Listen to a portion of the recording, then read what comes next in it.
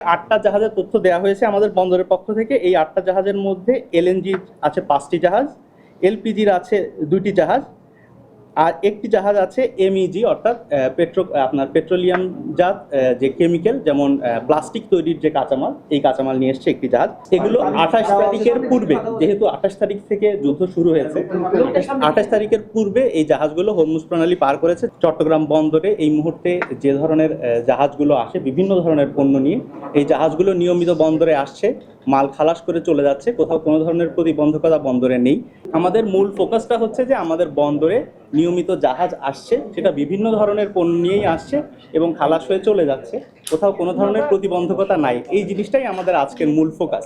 আমি আবারও বলছি, জ্বালানি সংক্রান্ত স্পেসিফিক কোয়েশ্চেনের অ্যান্সার আমরা একটা প্রেস রিলিজের মাধ্যমে আপনাদেরকে জানাবো। সেখানে আপনাদের বিস্তারিত যে প্রশ্নগুলো থাকবে এর উত্তর আপনারা পাবেন।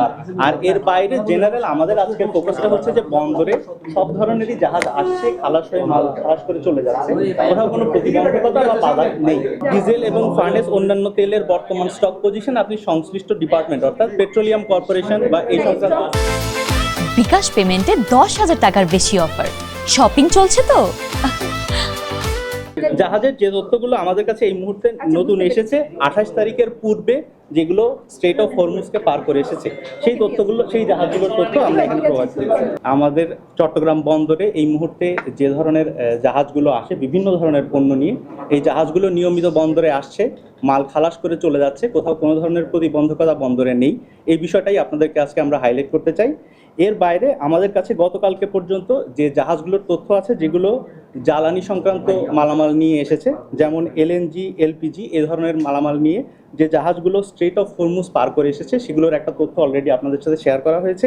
আরও জাহাজগুলো যখন নিয়মিতভাবে আসবে সেটার আপডেট আমরা পেলে সাথে সাথে আপনাদেরকে শেয়ার করব। 8টা জাহাজের তথ্য দেওয়া হয়েছে আমাদের বন্দরের পক্ষ থেকে। এই 8টা জাহাজের মধ্যে এলএনজি আছে 5টি জাহাজ, এলপিজির আছে 2টি জাহাজ, আর একটি জাহাজ আছে এমইজি অর্থাৎ পেট্রোলিয়াম জাত যে কেমিক্যাল, যেমন প্লাস্টিক তৈরির যে কাঁচামাল, এই কাঁচামাল নিয়ে এসছে একটি জাহাজ।